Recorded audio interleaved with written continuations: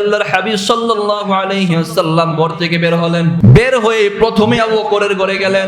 আবু বকর রাদিয়াল্লাহু তাআলা আনহু যেদিন থেকে আল্লাহর হাবিব সাল্লাল্লাহু আলাইহি ওয়াসাল্লামের থেকে শুনেছিলেন হিজরতের অনুমতি হতে পারে, সেদিন থেকে প্রস্তুত হয়ে বসে আছেন। আল্লাহর হাবিব সাল্লাল্লাহু আলাইহি ওয়াসাল্লাম আবু বকরের ঘরে টোকা দেওয়ার সাথে সাথে আবু বকর রাদিয়াল্লাহু তাআলা আনহু দরজাটা খুলে দিলেন। আল্লাহর হাবিব সাল্লাল্লাহু আলাইহি ওয়াসাল্লাম বলেন, আবু বকর, একটা মানুষের ঘরে টোকা দিলে দরজা খুলতে তো এক মুহূর্ত সময় বেশ লাগার কথা। ও আবু বকর, একটু সময়ও ক্ষেপণ হলো না, সাথে সাথে তুমি কিভাবে দরজা খুলে দিলা?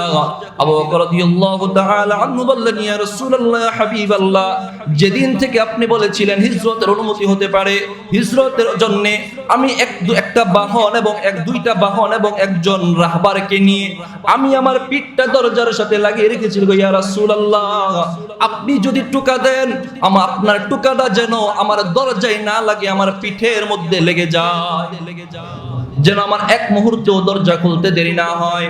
রাসূল বললেন, আবু বকর, সময় ক্ষেপণ করার কোনো সময় নাই, চলো রওনা হয়ে যাও।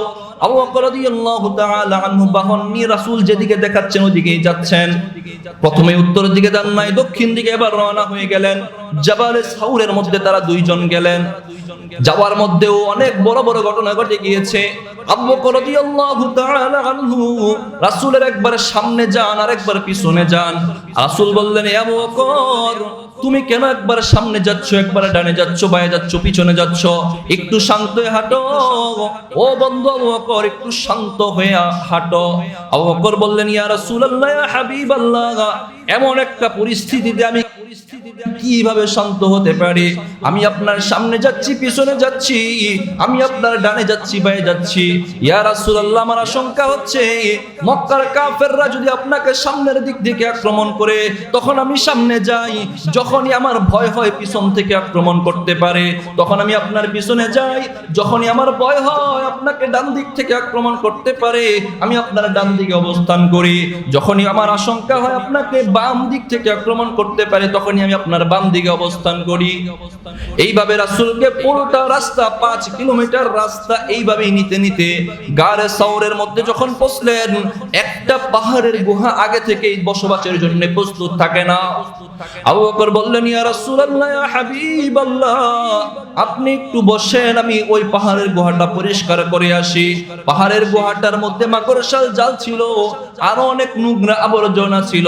আবু বকর রাদিয়াল্লাহু তাআলা আনহু সবটুকু পরিষ্কার করে বললেন, ইয়া রাসূলুল্লাহ, আপনি আসেন। এতটা পথ অতিক্রম করে 5 কিলোমিটার হেঁটে হেঁটে যখন আসলেন, আবু বকর এবং রাসূল সাল্লাল্লাহু আলাইহি ওয়াসাল্লাম এই গারে সাউরের মধ্যে অবস্থান করলেন, গুহার মধ্যে ঢুকলেন। গুহার মধ্যে ঢুকলেন, আবু বকর রাদিয়াল্লাহু আনহুর উরুর উপর মাথাটা দিয়ে রাসূল সাল্লাল্লাহু আলাইহি ওয়াসাল্লাম একটু রেস্ট নিলেন, অবস্থান করলেন। যখনই মাথাটা হেলিয়ে দিলেন, রাসূলের দুটো চক্ষু বন্ধ হয়ে গেল, কিছুক্ষণ ঘুম এসে গেল, তন্দ্রা এসে গেল। আবু বকর রাদিয়াল্লাহু তাআলা আনহু এক মুহূর্তের জন্যও মনোযোগ সরাচ্ছেন না। আবু বকর রাদিয়াল্লাহু আনহু পুরোটা গুহা দেখলেন। এখন দেখতেছেন সবগুলো ছিদ্রই তো বন্ধ করা হলো, একটা ছিদ্র এখনো বাকি রয়ে গেছে, একটা ছিদ্র এখনো বাকি রয়ে গিয়েছে।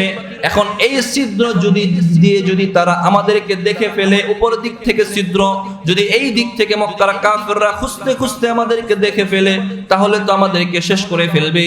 এজন্য পায়ের একটা অংশ দিয়ে ওই গুহাটার মধ্যে ছিদ্রটা বন্ধ করে দিলেন, পা দিয়ে ওই ছিদ্রটা বন্ধ করে দিলেন।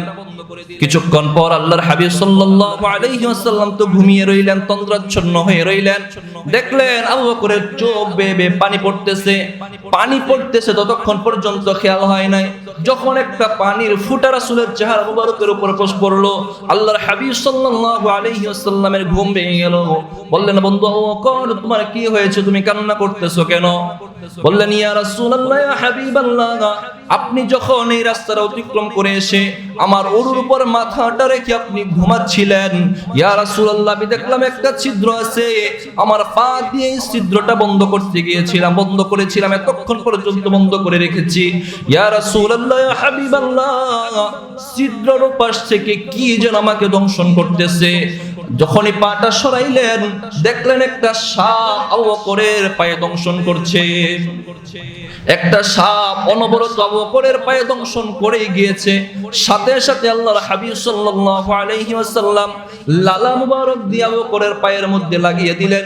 যেই জায়গায় দংশন হয়েছে সেই জায়গায় লাগিয়ে দিলেন। সাথে সাথে আবু বকরের ব্যথা ভালো হয়ে গিয়েছে।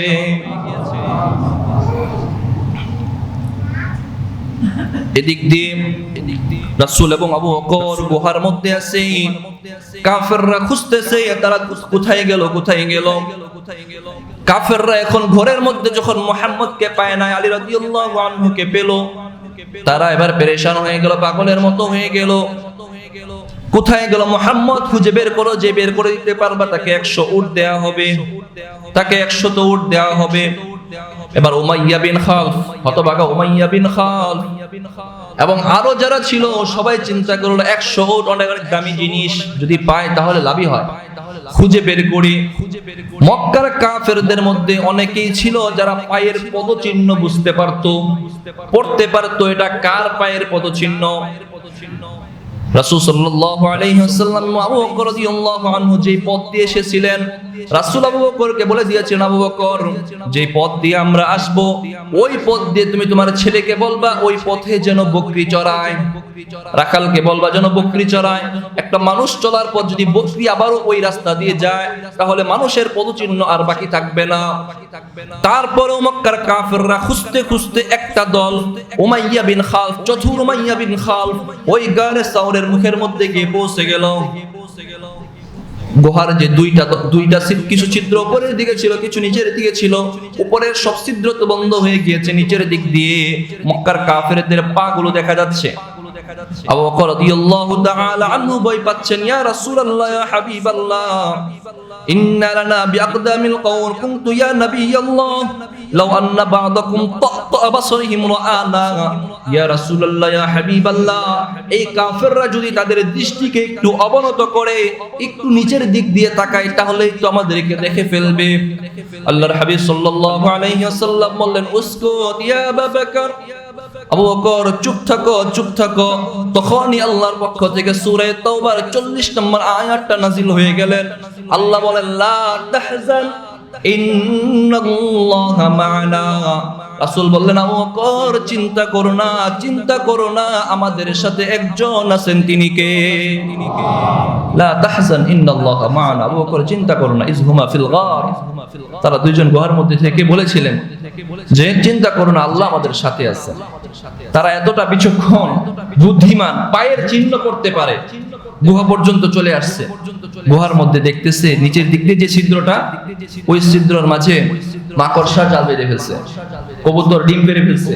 তারা ভাবতেছে মানুষ হবে, পাখি ডিম পারবে না, উড়ে যাবে, থাকবে না এখানে, তো নিশ্চয় এখানে কেউ নাই, চলো এখান থেকে চলে যাই। এখান থেকে চলে আসছে। আল্লাহর হাবিব সাল্লাল্লাহু আলাইহি ওয়াসাল্লাম এই জাবালে সাউরের মধ্যে 3 দিন ছিলেন এখানে। আবু বকরের ছেলে আব্দুল্লাহ খানা নিয়ে আসতেন, আর পরবর্তী 3 দিন পর দুধ নিয়ে রাসূল সাল্লাল্লাহু আলাইহি ওয়াসাল্লাম এখান থেকে মদিনার দিকে রওনা হবেন। মদিনার দিকে যখন রওনা হবেন, ওখানেও বড় বড় অলৌকিক ঘটনা ঘটেছে। রাসূল সাল্লাল্লাহু আলাইহি ওয়াসাল্লামের মুজিজা প্রকাশিত হয়েছে। ইনশাআল্লাহ আল্লাহ যদি তৌফিক দান করেন, সামনের সপ্তাহে বাকি কিছু আলোচনা করার চেষ্টা করব ইনশাআল্লাহ। রাসূলের জীবনী থেকে আমরা যেন সুন্নাহের উপর উজ্জীবিত হতে পারি, আমলের প্রতি উদ্বুদ্ধ হতে পারি, এই বর্ণনা থেকে যেন আমরা শিক্ষা গ্রহণ করতে পারি। আল্লাহ তৌফিক দান করেন, বলেন আমিন।